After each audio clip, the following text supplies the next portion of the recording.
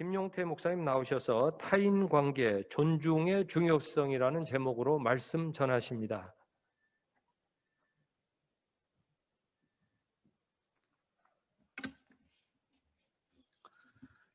듀엣이 참 아름답죠?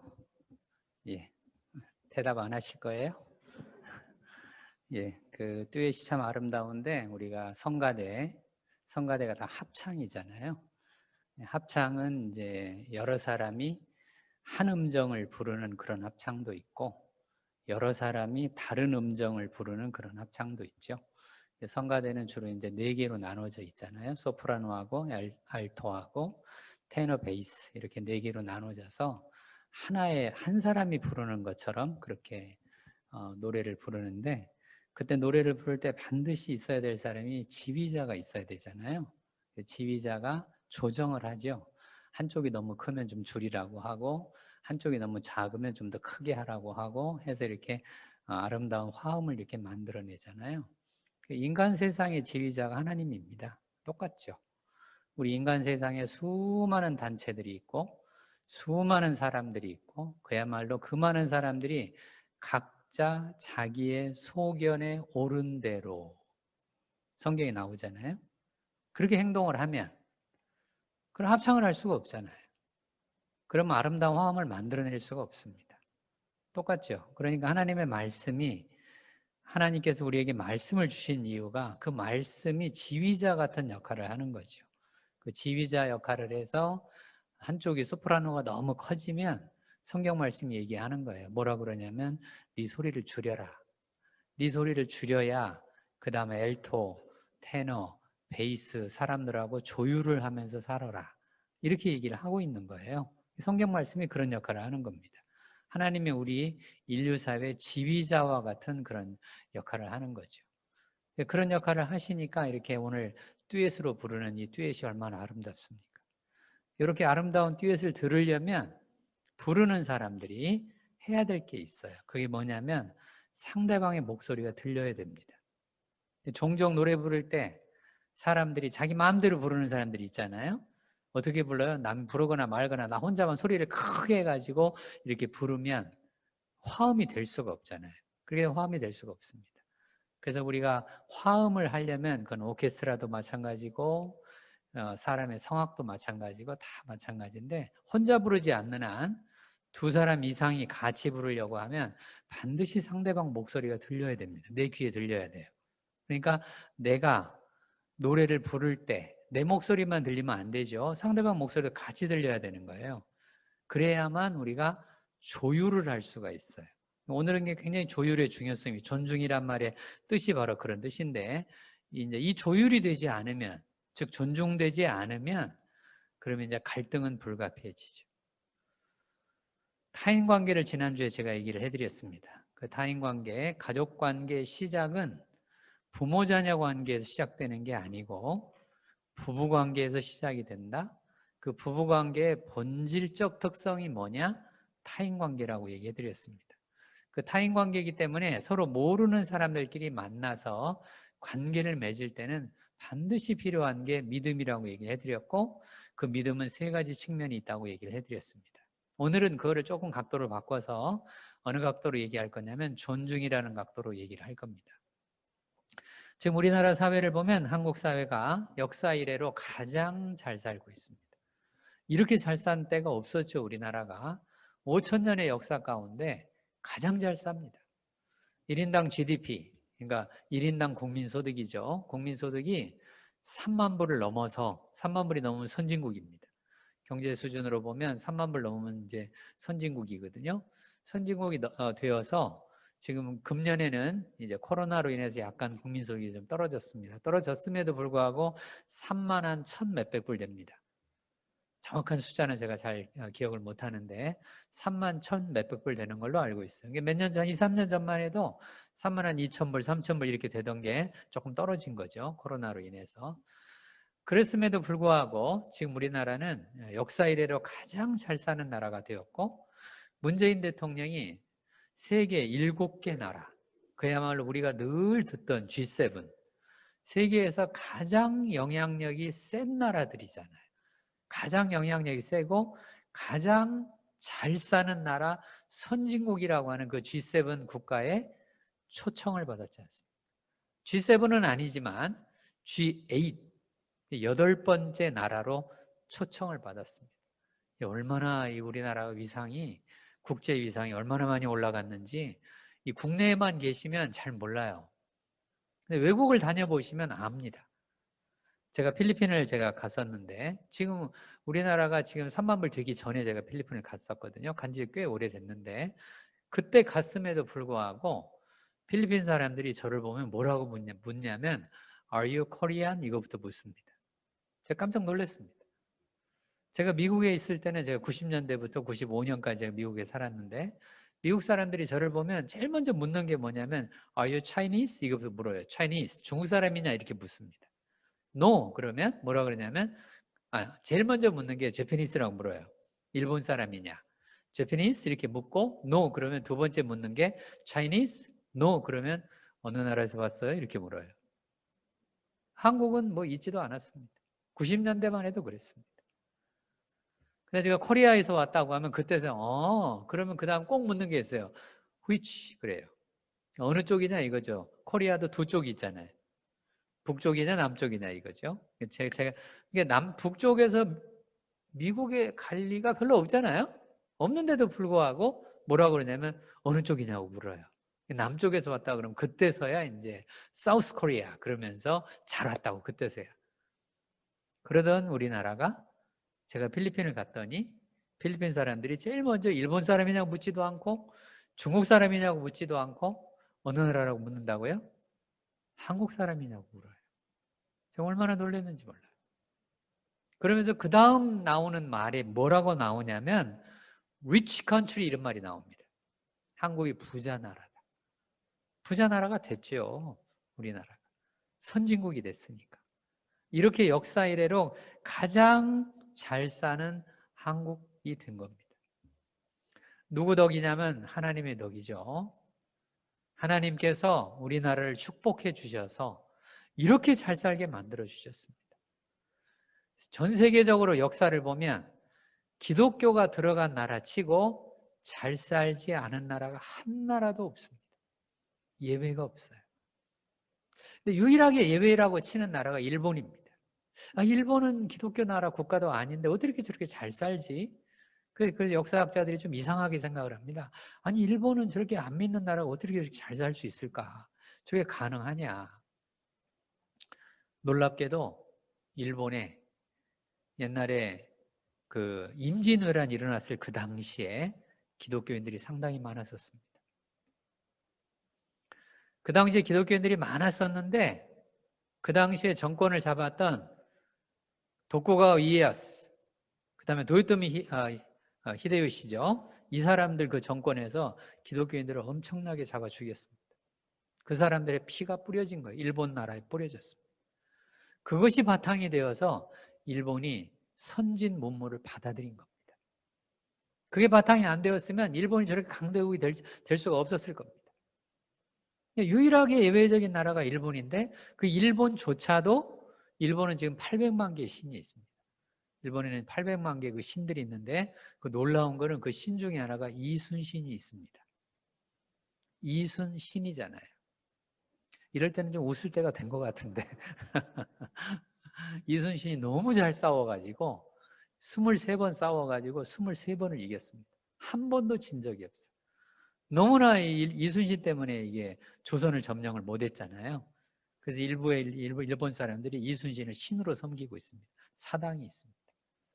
그런 나라가 어떻게 저렇게 잘 살게 되었을까? 그것도 바탕이 기독교가 바탕이 되어 있는 겁니다. 그럼 중국은 왜 이렇게 잘 사냐? 이게 믿는 나라도 아닌데 놀라지 마십시오. 중국의 기독교 인구가 어마어마하게 많습니다. 기독교 인구가 1억 1천만 명입니다. 우리나라는 얼마예요? 우리나라 기독교 인구 우리가 지금은 얼마 전까지만 1200만 명 하다가 감소 돼가지고 지금 800만이라고 얘기하고 있습니다.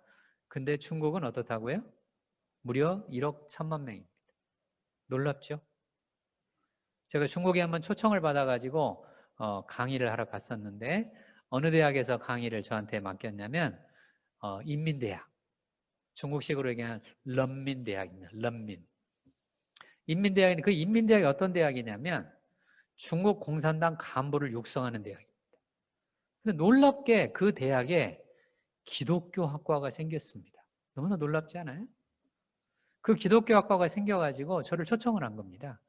와서 기독교 상담학 강의를 해달라. 그래서 저도 굉장히 놀랐습니다. 어떻게 중국에서 이런 일이 있을 수가 있냐. 아니, 기도를 하더라도 지하에서 해야 되고 몰래 해야 되는 그런 나라에서 어떻게 이럴 수가 있냐. 그랬더니 제가 갔더니 뭐라고 얘기를 하냐면 요즘엔 그런 거 아니래요. 무조건 대놓고 기도한답니다. 그래서 갔더니 제가 강의실에 보니까 한 4, 50명의 중국 사람들이 와 있는데 그 4, 50명의 중국 사람들이 어떤 사람들이냐면 1800만 명의 교단의 총회장이에요. 그런 사람들이 와서 앉아 있는 거예요. 중국인입니다. 놀랍지 않으세요?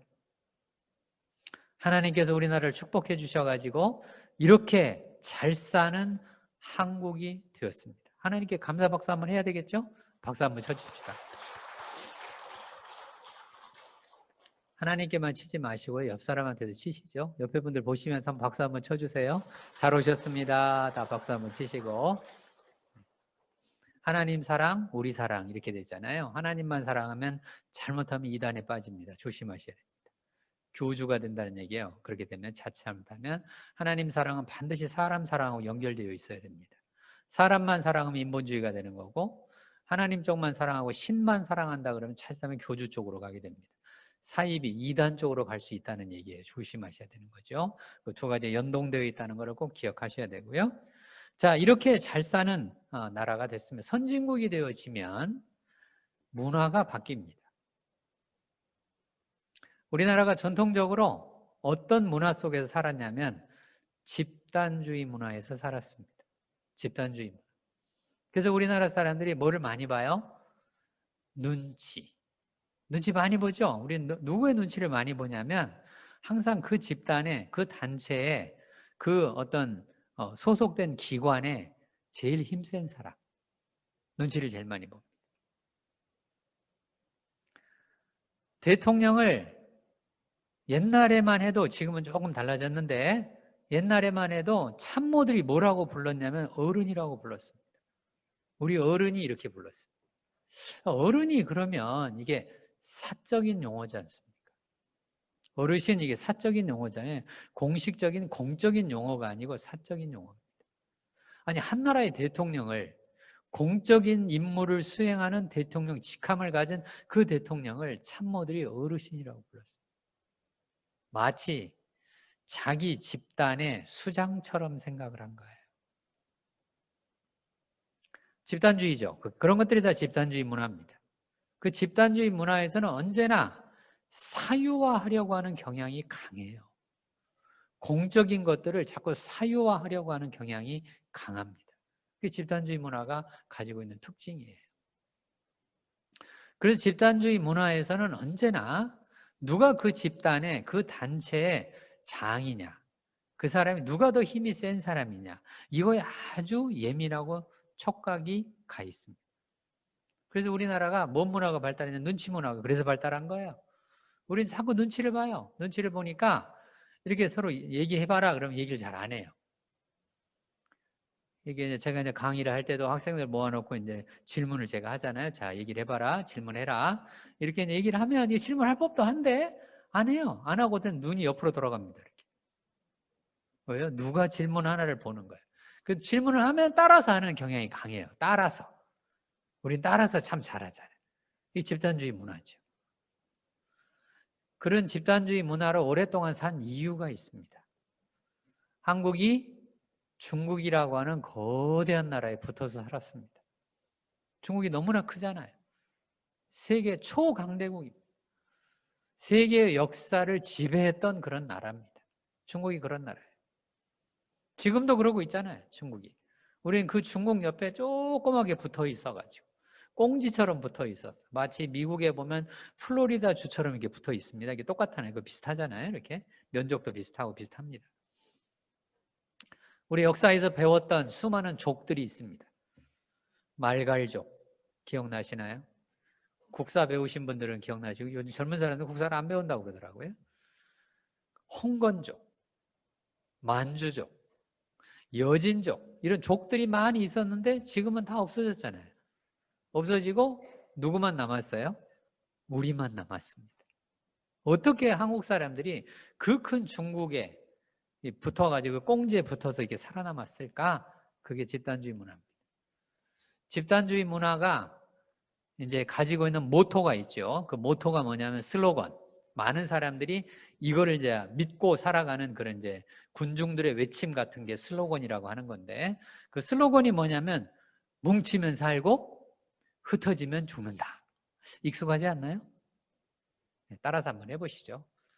다시 저 따라서 한번 해보세요. 뭉치면 살고 흩어지면 죽는다. 그래서 우리는 뭐 해라? 똘똘 뭉쳐라. 이게 우리들이 늘 가지고 있는 거예요. 그러니까 뭉치면 뭐 하는 데 도움이 돼요? 생존하는 데 도움이 됩니다. 그래서 이렇게 우리나라 사람들이 똘똘 뭉쳐가지고 5,000년을 살아남았습니다. 훌륭하죠? 아주 훌륭한 민족입니다. 서로 인사하세요. 훌륭한 민족입니다. 서로 인사하세요. 앞뒤로도 인사하시고 다 인사하세요. 저 윗분들도 인사하시고 인터넷으로 예배드리시는 분들도 인사하세요. 가족들끼리 다 인사하세요. 아주 훌륭합니다. 5,000년 동안 우리가 살아남았지 않습니까?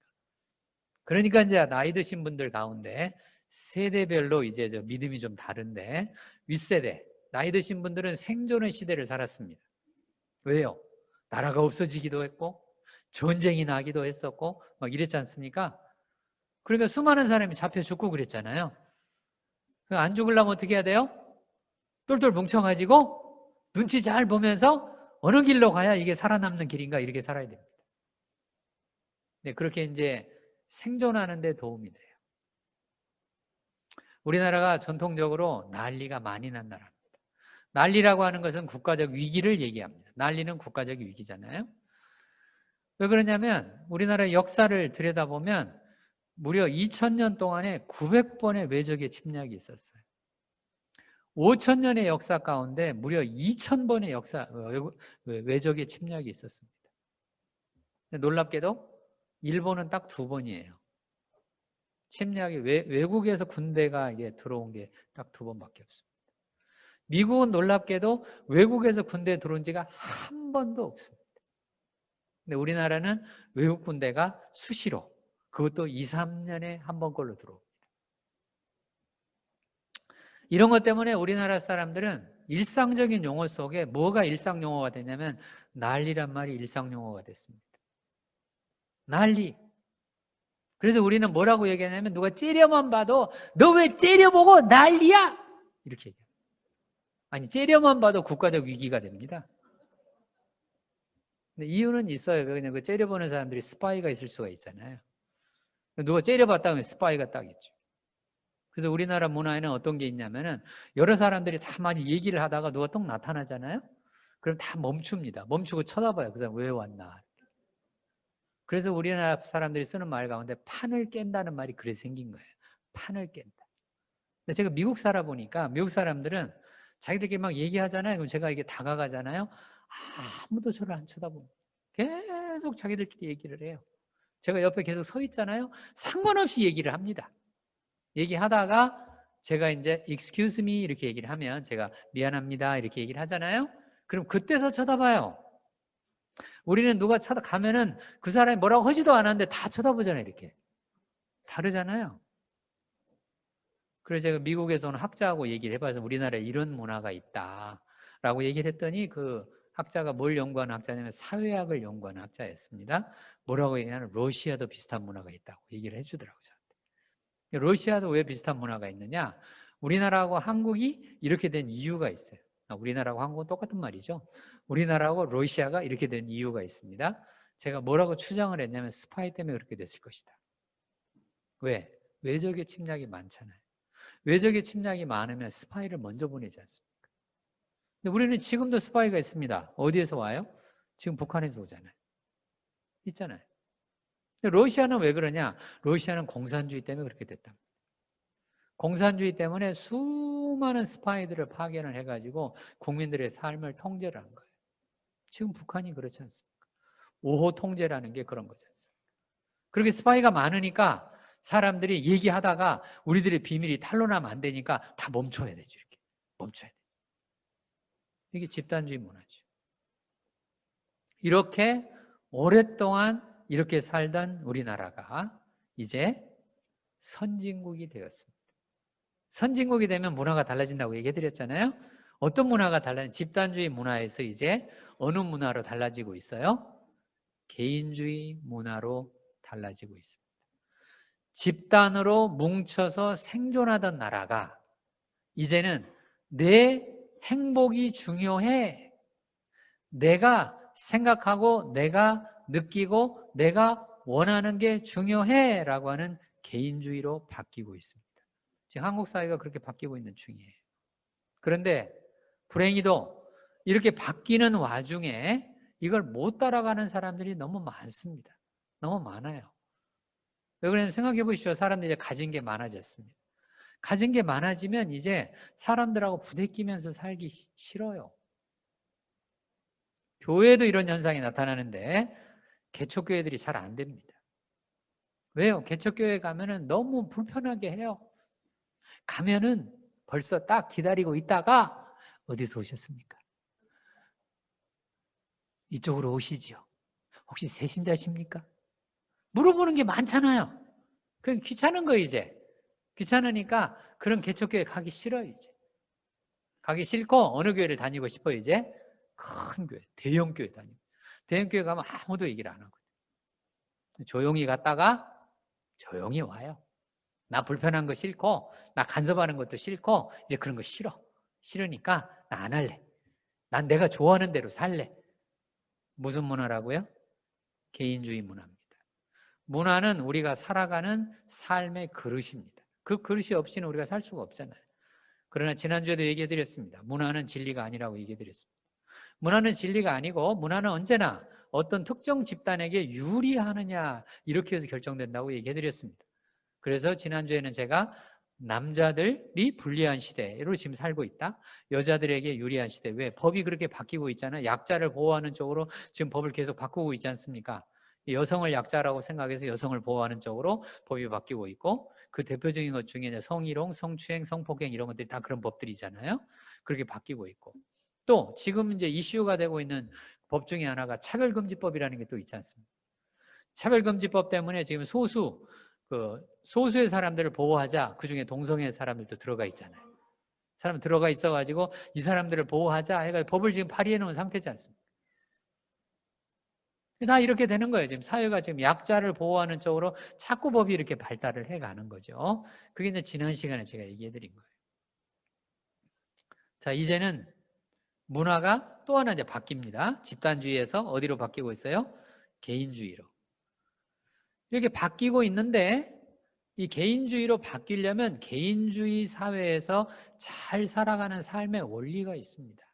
그 원리가 너무나 중요한 원리인데 그게 뭐냐면 자기 통제예요.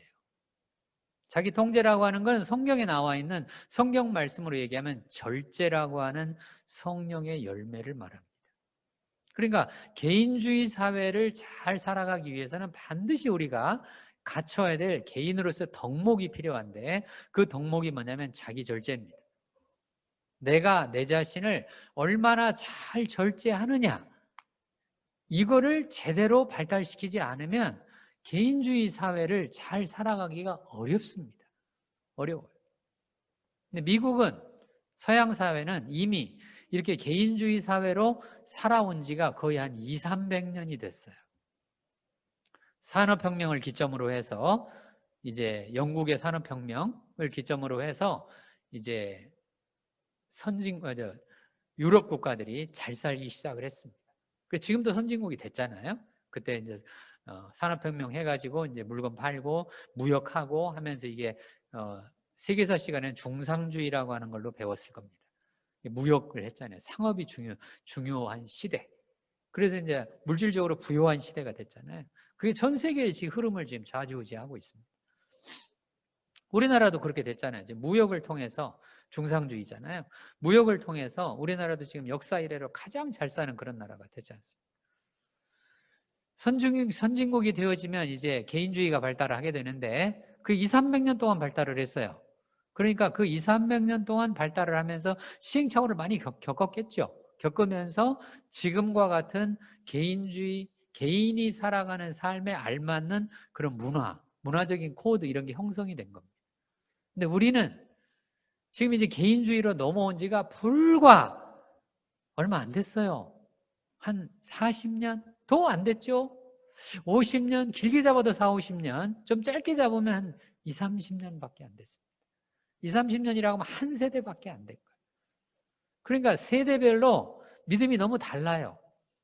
맨 위에 세대, 생존 세대를 삽니다. 맨 윗세대, 제가 아까 얘기해 드렸잖아요. 윗세대 사람들은 너무 험난한 시기를 너무 많이 살았어요. 이게 죽느냐 사느냐 이런 시기를 너무 많이 살았습니다. 그래서 살아남는 게 최우선입니다. 생존 세대라고 제가 불러요. 그 다음 세대가 어느 세대냐면 제가 그 생존 세대 바로 밑에 태어난 세대가 제 세대입니다. 저는 이제 전쟁 겪지 않은 세대입니다. 제가 6.25 전쟁 이후에 제가 태어난 세대이기 때문에 전쟁을 겪지 않았습니다. 제 입장에서는 외적의 침략을 한 번도 겪지 않은 그런 세대입니다. 제 입장에서는 그런 세대. 그러니까 이제 사느냐 죽느냐보다 더 중요한 게 있죠. 그게 정체성이라고 하는 건데 내가 누구냐. 그 정체성 세대를 살아가는 제 세대가 가장 많이 했던 것 중에 하나가 데모입니다. 데모를 굉장히 많이 했어요. 제가 대학 다닐 때 얼마나 데모를 많이 했어요. 그때가 전두환 대통령 시절이었어요. 저는 그때 뭘 봤냐면 분신자살하는 학생들을 제가 봤습니다. 분신자살하는 학생들 제가 보면서 저 왜 죽어? 살아서 더 싸우지. 그런 생각을 하고 살았어요. 그래서 제가 이해를 잘 못했던 거예요. 나중에 보니까 이 사람들은 자기의 정체성이 살아남는 것보다 더 중요했던 거예요. 지금도 분신자살하는 사람들이 있지 않습니까? 있잖아요. 노동자들 중에 그런 사람들이 있지 않습니까? 정체성의 시대죠.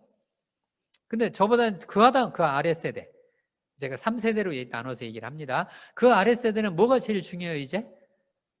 생존도 아니고 정체성도 아니고 요즘 젊은 세대들은 야, 너 왜 그런 걸 이렇게 열심히 하냐? 대답 간단합니다. 뭐라고 해요? 재밌잖아요. 간단해요. 뭐라고요? 재밌잖아요. 저의 세대는 의미가 중요했습니다. 윗세대는 살아남는 게 중요했어요. 그 다음 밑에 세대는 뭐가 중요하다고요? 재밌잖아요. 끝. 그럼 너 나중에 어떻게 살라고 그러냐? 아니, 재밌잖아요. 끝. 우리 유비무환이라는 게 있잖아요. 그래서 나중을 위해서 뭐가 대비를 해야 되잖아요. 얘들은 대비 안 합니다. 그걸 요즘 들어서 욜로족이라고도 부르죠. 욜로족. 욜로족이라 그래서 뭐라고 해요? 지금 벌어서 막 쓰는 거예요. 그래서 젊은 사람들이 이제 집을 가질 수도 없고 집값이 너무 비싸져가지고 그냥 버는 대로 그냥 쓰고 사는 거예요. 버는 대로 쓰고 살아요. 그래서 제가 한편으로 걱정이 돼요. 쟤네들 나중에 나이 들면 어떡하려고 저러나. 걱정이 돼서 가만히 생각해 보니까 걱정 안 해도 되겠더라고요. 왜요? 부모님들이 집들이 있잖아요. 제가 얘기 잘했죠? 부모님들이 뭐가 있다고요? 집이 있잖아요. 그리고 애들을 요즘에 하나나 둘밖에 안 낳잖아요. 나눠주면 되잖아요. 이렇게. 젊은 세대 걱정 안 해도 되겠더라고요. 걔네들은 뭐 하면 돼요? 재밌잖아요. 끝. 저 같은 사람들은 의미가 뭐냐? 그 다음 윗세대는 뭐예요? 살아남는 게 짱땡이지. 달라졌잖아요. 세대별로도 이렇게 달라지고 문화도 이렇게 지금 달라지고 있습니다. 그럼 제가 왜 이 얘기를 지금 중요하게 서로는 이제 길게 지금 얘기를 하고 있냐면 가족 때문에 그런. 경상도 사람들이 하는 말이 있어요. 우리가 남이가 그런 말 하잖아요. 대답을 뭐라고 하셔야 돼요? 이제 대답해 보십시오. 지난주에 배웠잖아요. 우리가 남이가 뭐라고 하셔야 돼요? 아무도 대답 안 하실래요? 자, 따라서 하세요. 우리가 남이가. 대답은 남이다. 지난주에 얘기해드렸잖아요. 남이다. 그럼 남이다라는 이 말이 왜 중요하냐면 서로 모르는 사람이 만나서 결혼을 했잖아요. 우리가 흔히 뭐라고 얘기하냐면 부부 일심동체라고 얘기하잖아요. 그거 잘못된 말입니다. 아니 성경에서도 보면 남자가 부모를 떠나 여자와 연합하여 한 몸을 이룰지로다 창세기 나오잖아요. 이렇게 성경에 쓰여 있는데 부부 일심동체 맞잖아요. 아닙니다. 그럼 목사님은 아니 성경을 부정하시는 겁니까?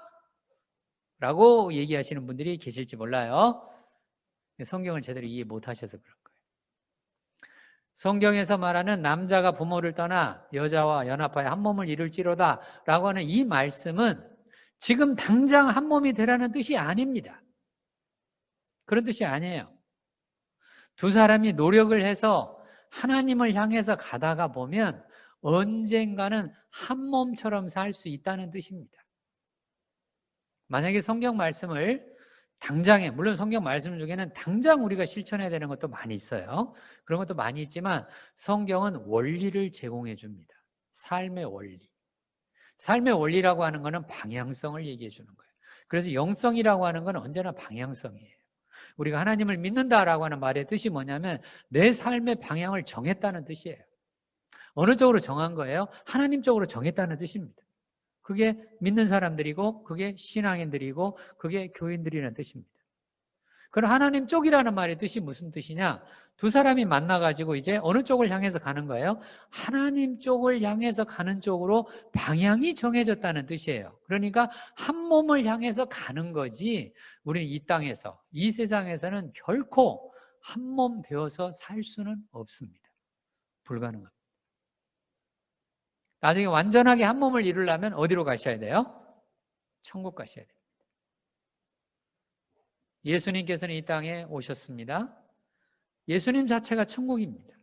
근데 그 천국이 이 땅에 오셔서 우리에게 3년간만 천국 모습을 보여주시고 돌아가셨습니다. 왜 그러셨을까요? 아니 예수님께서 좀 오래오래 사셔가지고 하나님이시니까 안 죽으시는 분이잖아요. 안 죽으시는 분이니까 오래오래 살아서 그때도 살아계시고 지금도 살아계시고 앞으로도 살아계셔서 우리가 늘 예수님 보면 살면 얼마나 좋겠습니까? 근데 안 그러시잖아요. 3년만 우리에게 딱 천국을 보여주시고 돌아가셨습니다. 왜요? 이 땅을 살아가면서 천국을 소망하면서 살아가라는 뜻입니다. 그 천국을 소망하면서 살아가는 뜻 중에 하나가 뭐냐면 남자가 부모를 떠나 여자와 연합하여 한 몸을 이루라는 뜻입니다.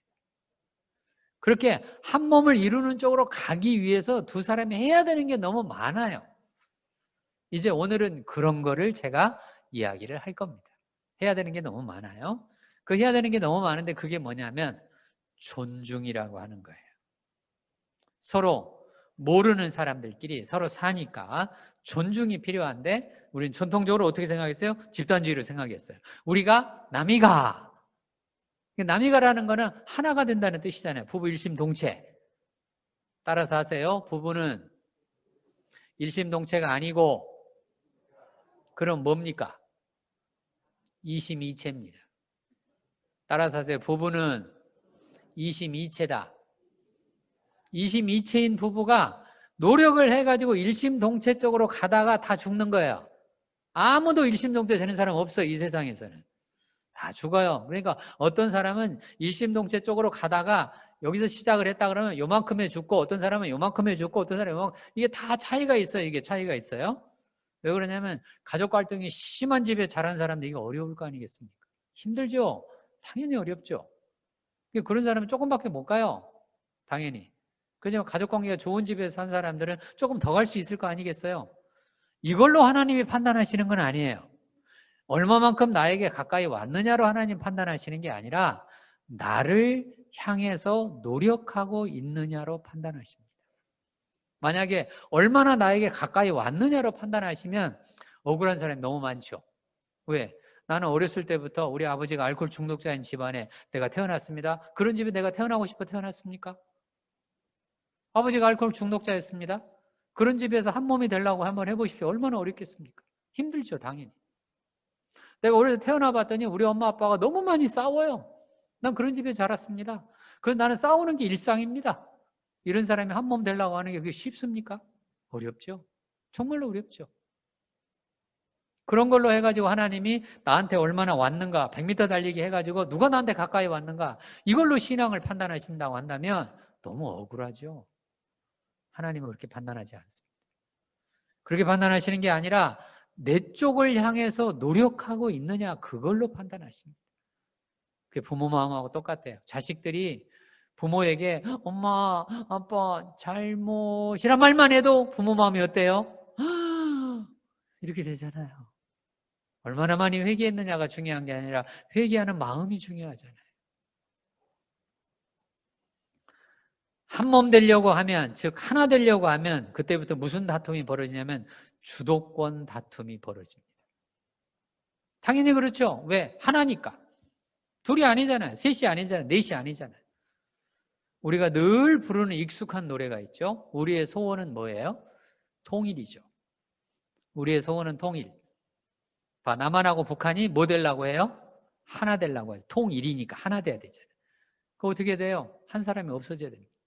왜? 공산주의는 민주주의를 인정 못하고 민주주의는 공산주의 인정 못하잖아요. 그러니까 둘 중에 하나 없어져야 되잖아요. 없어져야 되는데 없어지려고 하면 누가 없어지려고 하겠습니까? 우리나라가 5천 년 동안이나 살아남는데 일각에 있는 그런 나라인데 북한도 안 없어지잖아요. 안 없어지고 저렇게 오랫동안 버티고 살잖아요.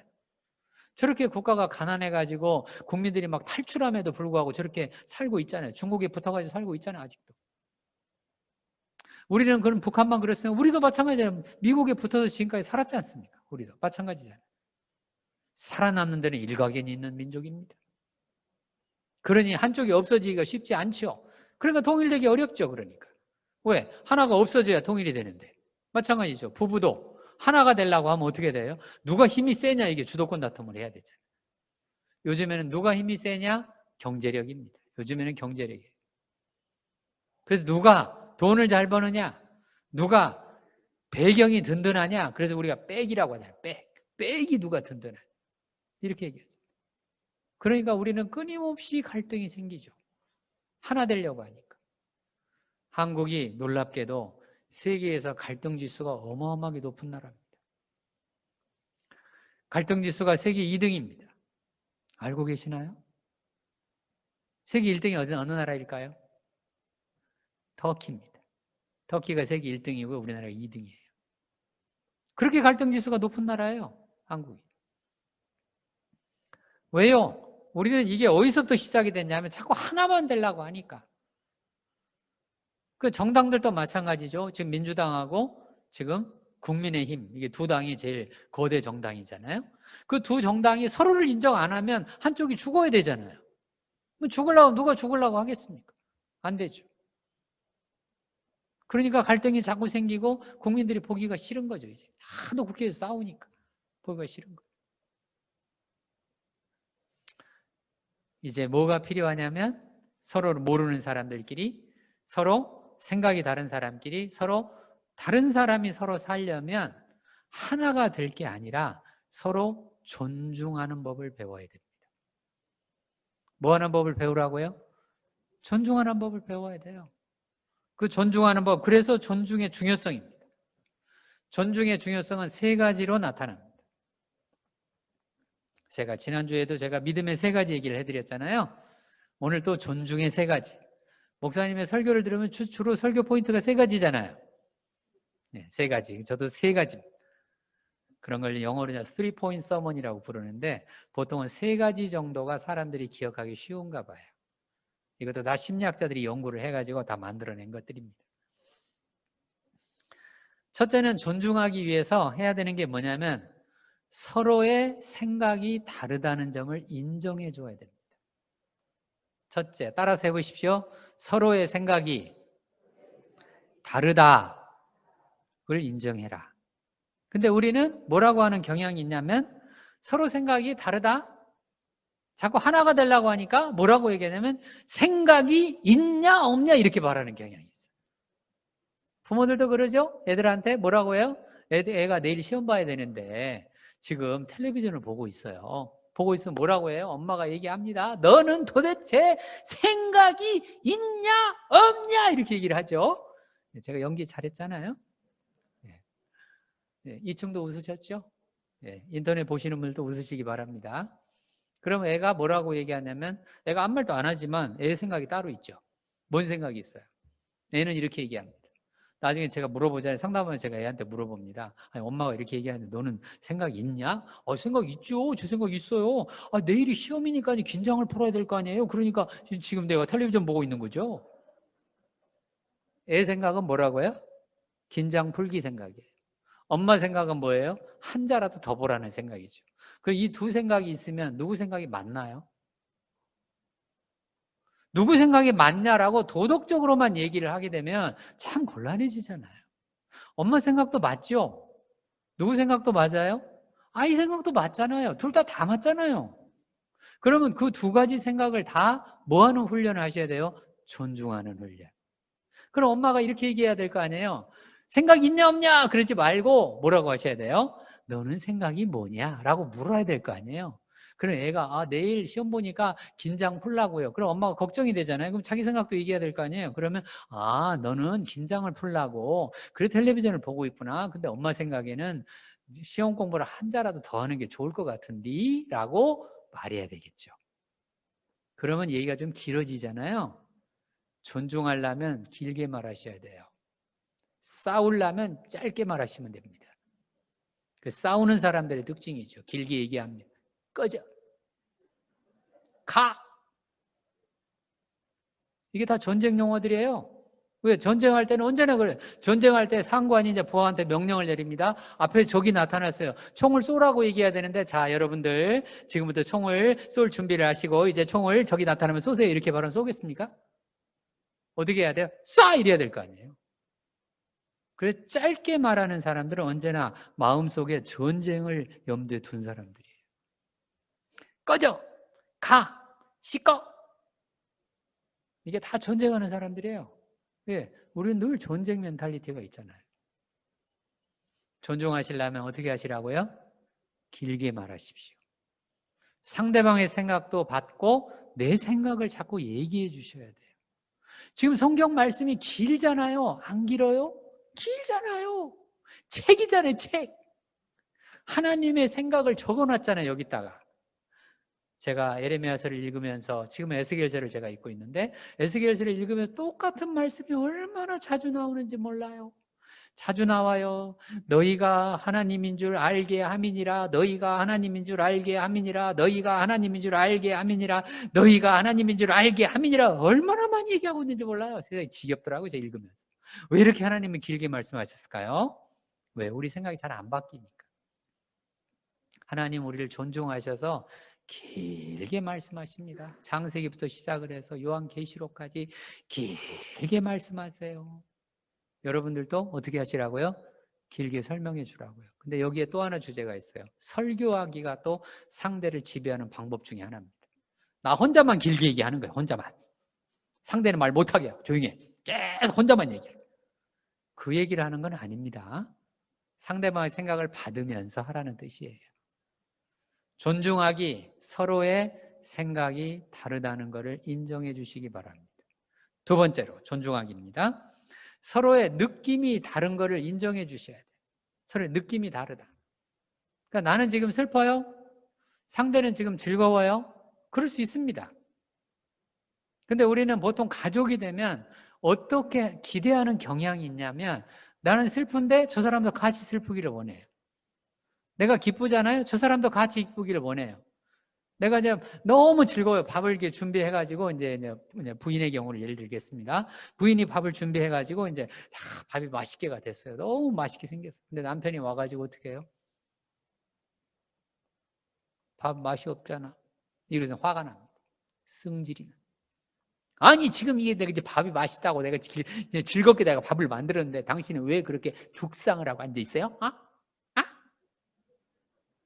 지금 얼굴 좀 펴요, 펴, 왜 이렇게 딱딱 못 맞추는 거예요? 자기 기분만 있잖아요. 누구 기분은 없어요?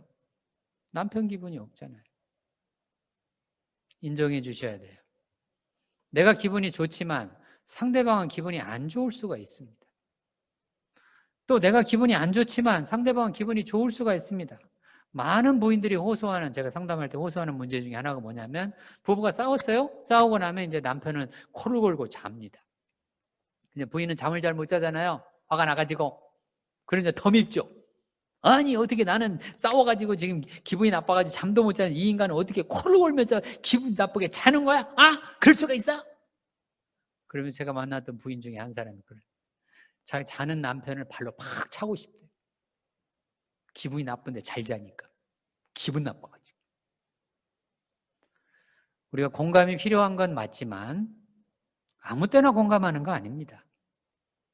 기본적인 전제가, 뭐부터 기본이 전제가 되어 있어야 되냐면 서로의 느낌이 뭐 할 수 있다? 다를 수 있다. 따라서 해보십시오. 서로의 느낌이 다를 수 있다. 이게 존중이라는 것을 꼭 기억하셔야 됩니다. 아까는 서로의 생각이 다를 수 있다고 얘기 드렸잖아요. 이제는 서로의 느낌이 다를 수 있다는 걸 인정해 주셔야 됩니다. 세 번째로 얘기해 드리겠습니다. 세 번째로 서로의 행동이 다를 수 있습니다. 서로의 행동이 다를 수 있다. 자, 생각이 다를 수 있고 느낌이 다를 수 있고 뭐가 다를 수 있어요? 행동이 다를 수 있다. 이 주제는 이제 부부싸움 하다가 나타나는 현상 중에 하나예요. 부부싸움 하다가 남편이 이제 방으로 들어가 버려요. 그런 경우가 생기잖아요. 그럼 이제 부인들은 이제 더 화가 납니다. 아니 어떻게 나하고 얘기를 하다가 서로 싸워서 말을 하다가 방으로 들어갈 수가 있냐? 그러면서 어떻게 또 따라 들어갑니다. 그런 부인들이 가끔씩 있어요. 근데 기억하세요. 그럴 때 따라 들어가시면 안 됩니다. 남자들이 방에 들어가는 이유가 있어요. 왜 방에 남자들은 이게 부부싸움하고 문제가 생기게 되면 자꾸 생각을 합니다. 어디서부터 문제가 생겼을까? 문제가 생겨가지고 그 원인을 파악해서 해결하려고 하는 마음이 강하기 때문에 그래서 문 닫고 들어가서 생각을 하려고 들어간 거예요. 근데 부인이 또 따라 들어와요. 문 열고 따라 들어와서 왜 나하고 얘기하다 말고 들어갔어! 이렇게 얘기를 하면 남편이 생각을 하다가 못 하잖아요. 그래서 뭐 하지 마시라고요? 따라 들어가지 마시라고. 생각하는 시간을 줘야 됩니다. 그러면 여기서 안 따라 들어가려면 화가 났잖아요, 나는. 안 따라 들어가려면 내가 자기 통제를 해야 돼요. 아까 성령의 열매 중에 하나입니다. 자기 절제가 여기서 나와요. 우리 문화가 이제 어디로 넘어간다고 얘기했어요? 개인주의로 넘어간다고 얘기해드렸죠? 개인주의로 넘어가기 때문에 자기 절제가 너무나 중요한 덕목이 된 겁니다. 서로의 생각을 존중하고 서로의 느낌을 존중하고 서로의 행동을 존중하려면 반드시 자기 절제를 하셔야 돼요. 그래서 제가 쓴 책이 어떤 책이 있냐면 가짜 감정이라는 책이 있습니다. 제가 그동안에는 전문가들을 위해서만 계속 책을 써오다가 일반인들을 위해서, 대중을 위해서 어떤 분이 와가지고 강의를 들어보니까 대중을 위해서 강의해서 책을 하나 쓰시는 게 좋을 것 같습니다. 보니까 그분이 전문 기획자더라고요. 책을 이렇게 만드는 전문 기획자인데 그분이 저를 찾아오셔가지고 책을 좀 쓰자고 얘기해서 첫 번째로 제가 대중을 위해 쓴 책이에요. 가짜 감정이라는 책을 썼습니다. 빨리 적어 쓰세요. 가짜 감정. 2층에도 다 쓰셨죠? 가짜 감정. 제가 선전하고 있는 중이에요. 제 책. 이럴 때는 빨리 웃어주셔야 되는데 그래야 제가 민망하지 않죠. 감사합니다. 웃어주셔서. 자, 그 가짜 감정을 썼는데 그 책에다 제가 뭐라고 써놨냐면 누가 나에게 화를 나게 했다 하더라도 화난 게 원인 제공을 남들이 했어요. 그래서 내가 화가 났어요. 그렇다 하더라도 화난 감정은 내 거다. 자, 따라서 한번 해보십시오. 누가 나를 화나게 했다 할지라도 화난 감정은 내 거다. 그래서 누가 해결하셔야 돼요? 내가 해결해야 됩니다. 근데 내가 해결하려고 안 하고 우리는 자꾸 그 사람을 붙들고 하려고 하죠. 너 사과해. 너 사과 안 하면 나 화 안 풀려. 사과해. 그래서 사과를 하면 어때요? 그러면 또 진심으로 사과 안 한다고 진정으로 사과한다 또 얘기를 하죠. 그래서 남편들이 사과하기 힘든 겁니다. 남편이 미안해 그러면 또 입으로만 또 이렇게 얘기해요. 미안하다니까? 진짜야? 또 이렇게 얘기해요. 진짜로 미안해? 진정이야? 또 물어봅니다. 언제까지 사과해야 되는 거예요? 그렇게 사과하기 힘들죠? 그 상대방만 붙잡고 자꾸 사과를 해서 내 감정을 풀려고 하니까 잘 안 되죠. 어렵죠. 개인주의 사회가 됐습니다. 이제 개인주의 사회는 누가 나를 화나게 했다 할지라도 누가 내 감정을 상하게 했다 할지라도 상한 감정을 가지고 있는 나, 화난 감정을 가지고 있는 나, 그건 누구 책임이다? 내 책임입니다. 내가 해결하셔야 됩니다. 그럼 어떻게 그걸 해결을 해야 되느냐? 이걸 조금만 얘기하고 오늘 이야기를 마치도록 하겠습니다. 모든 화난 감정들은 내가 옳다라고 하는 내 생각에 빠져 있는 겁니다. 내가 화났다라는 말의 뜻은 내가 옳고 네가 틀렸다 이런 뜻이에요. 생각해 보세요. 우리 믿는 사람들 입장에 생각해 보십시오. 하나님을 믿는 우리들이지 않습니까? 우리가 하나님을 믿는다라는 말의 뜻이 무슨 뜻이냐면 내가 틀렸다라고, 내가 맞다라고 주장할 수 없는 사람이라는 뜻입니다. 왜요? 하나님은 절대적으로 옳으신 분입니다. 절대적으로 옳으신 하나님 앞에 내가 서 있어요. 그분 앞에 내가 기도를 합니다. 그분 앞에 서서 제가 하나님 하고 외칩니다. 기도를 합니다. 뭔 말이에요? 우리 회개 기도부터 먼저 해야 되는 거예요. 회개 기도라는 게 뭔 얘기입니까? 내가 잘못했습니다. 내가 잘못했습니다. 내가 잘한 거 없습니다. 이게 회개잖아요. 왜? 그분 앞에 쓰면 우리는 이렇게 되는 거예요. 그분이 절대적으로 옳으신 분이니까. 그래서 믿음이 더 성장하면 성장할수록 어떻게까지 우리가 회개를 하게 되면 내 존재 자체가 잘못되었음을 우리가 인식하기 시작합니다. 그게 죄성이라고 하는 거예요. 근데 믿음이 적은 사람들은 자꾸 행동적인 것만 얘기를 해요. 나 잘못한 거 없어요. 나 오늘 누구한테 뭐 해끼친 것도 없고요. 나 실수한 거 없고요. 이렇게만 얘기를 해요. 이게 믿음이 적은 사람들이죠. 그러나 거기서부터 점점점 회개 기도를 오랫동안 하다가 보면 알게 됩니다. 아, 사람의 존재 자체가 죄가 가득하구나. 이게 사도 바울의 고백이죠. 사도 바울의 고백입니다. 내가 죄인 중에 뭐다? 괴수다. 이 고백이 왜 있었을까요? 사도 바울의 믿음이 점점 성장해서 그렇게 된 거예요. 성장해서 이 말을 할 때까지가 사도 바울이 오래 걸렸습니다. 왜? 이 말이 사도 바울의 목회 말년에 나온 고백입니다. 그런 거예요. 하나님 앞에 서게 되면 우리가 그런 사람들입니다. 그러나 내가 옳다고 말할 수 없지요. 그런데 우리는 자꾸 뭐라고 하고 싶냐면 내가 맞고 네가 틀렸잖아. 네가 나한테 욕했잖아. 그래서 내가 기분 나쁘잖아. 네가 나한테 욕해가지고 내가 화가 났잖아. 그러니까 나는 맞고 너는 틀렸잖아. 그러니까 너 사과해. 그래서 사과하면 속이 풀린다고 얘기하잖아요. 그러나 기억하세요. 상대가 욕해서 내가 기분이 나쁘다 할지라도 그 기분 나쁜 그 순간은 하나님 앞에 내가 신이 되려고 하는 그런 겁니다. 그래서 제가 화의 감정을 뭐라고 부르냐면 신이 되려는 감정이다 이렇게 부릅니다. 왜? 그게 인간의 죄성입니다. 선악과를 따먹지 말라고 그렇게 하나님이 말씀하셨는데 하와가 따먹고 그 다음에 그 남편인 아담에게도 주고 그 뒤로부터 어떤 일이 벌어졌냐면 우리는 끊임없이 신이 되려고 하는 노력을 해요. 그 신이 되려고 하는 노력 중에 여기 노력이 여러 가지 노력이 있는데 그 중에 하나 오늘 얘기하는 게 내가 옳다. 내가 옳다. 내가 맞다. 내가 틀린 게 뭐 있냐? 내가 잘못한 게 뭐 있어? 내가 잘못한 거 하늘을 우러러 한 점 부끄러움이 없다. 누가 그렇게 말했어요? 시인이 그렇게 말했잖아요. 그러고 싶은 거는 이해가 되나? 인간은 그럴 수가 없습니다. 불가능합니다. 내가 지금 옳다고 주장하는 그 순간에 이미 나는 죄를 짓고 있는 겁니다. 죄를 짓고 있는 거예요. 그래서 우리는 끊임없이 누구를 돌아봐야 돼요? 자기를 돌아봐야 돼요. 나를 또 돌아보고 저 사람이 욕해서 내가 화가 났는데 이게 내가 또 옳은 자리로 가려고 하는구나. 내가 맞다고 하는 자리로 또 가려고 하는구나. 이렇게 옳다라고 사람들이 그렇게 믿고 살기 시작하면 없어지는 게 있어요. 뭐가 없어지냐면요. 귀가 없어집니다. 그 대표적인 사람들이 바리새인들이에요. 바리새인들은 구약에 나와 있는 253가지나 되는 율법을 다 지키는 사람들이에요. 참 놀라운 사람들. 정말 놀라운 사람들. 우리는 10가지도 지키기가 어려운데 10계명 10가지잖아요. 근데 구약에 253가지나 되는 율법 조항들이 있어요. 그거를 다 조목조목 해가지고 그걸 다 지킵니다.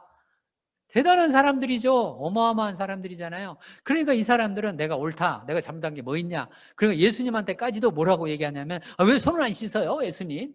왜 죄인들하고 밥 먹어요? 자기가 옳다 이거죠. 그 예수님 뭐라고? 내가 안식일의 주인이다. 내가 하나님이다. 하는데도 불구하고 왜 손 안 씻어요? 이렇게 얘기하잖아요. 내가 그 율법 내가 줬지 않냐? 그걸 왜 안 씻어요? 자, 그러니까 이 바리새인들은 뭐가 없어졌어요? 귀가 없어진 거예요. 들을 귀 있는 자는 들을지어다. 옳다고 주장하는 사람들은 그 당시에는 옳아서 기분이 좋을지 모르지만 더 중요한 걸 잃어버립니다. 뭘 잃어버린다고요? 귀가 없어져요. 들을 귀가 없어져요. 그러니까 존중을 못하는 거예요. 존중하시려면 뭐 하셔야 돼요? 들으셔야 됩니다. 듣기 위해서는 반드시 해야 되는 게 물어야 됩니다. 존중의 방법이죠. 뭐 하고 뭐 하셔야 돼요? 묻고 듣기를 하셔야 돼요. 근데 우리는 물어놓고 말하면 쓸데없는 소리 하지 마. 우리 이렇게 얘기합니다. 아니에요. 아무리 쓸데없는 생각이라 할지라도 들으셔야 됩니다. 존중의 방법이죠. 서로 뭐하고 뭐 하시라고요? 묻고 뭐라고요? 들으시라고요. 부인이 이제 식사 준비를 했습니다. 남편이 얘기합니다. 내가 좋아하는 반찬이 없네. 그렇게 얘기를 하면 아이 시끄러워 주는 대로 먹어. 그러지 말고 물으셔야 돼요. 뭐라고 물으시라고요? 뭘 좋아하는지, 오늘 어떤 거를 좋아하는 게 있는지 그걸 물으시라고요. 아무리 열심히 준비했다 할지라도 그걸 물으시라고요. 물어가지고 남편이 나 좋아하는 계란찜이 없네. 그러면 그건 없네. 근데 오늘은 그냥 먹지. 이렇게 얘기하면 되죠. 그렇잖아요. 그렇게 얘기하면 훨씬 부드럽잖아요.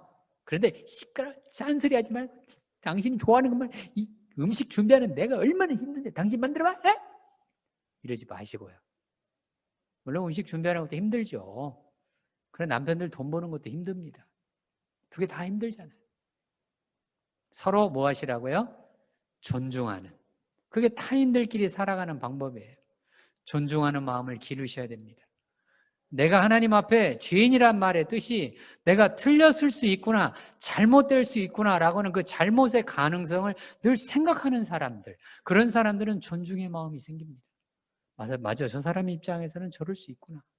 내 입장에서는 내가 맞다고 얘기할지 모르지만 저 사람 입장에서는 내 입장이 틀렸을 수가 있겠구나. 역지사지란 말이 있잖아요. 그런 마음을 키우고 그런 마음을 자꾸 길러서 믿음의 사람이 되고 자기 절제를 통해서 개인주의 문화에 잘 알맞는 그런 사람으로 살아가는 우리 모두가 되기를 주님의 이름으로 축원을 드립니다. 하나님 아버지, 주님의 은혜를 감사드립니다. 귀한 은혜 주시고 귀한 은총 주시고 우리가 지난주에는 믿음의 중요성을 살펴봤는데 오늘은 존중의 중요성을 또 살펴보게 해주심을 감사드립니다. 주님 앞에 말씀을 들었사오니 이 말씀이 우리 안에 살아있게 하여 주시옵소서. 심령골수를 쪼개게 하여 주시옵소서. 변화된 우리가 이 세상에 나가서 세상의 빛의 역할을 하게 하시고 천성교회가 왕성해지는 그런 귀한 역사가 일어나게 하여 주시옵소서. 예수님의 이름으로 기도 올리옵나이다. 아멘.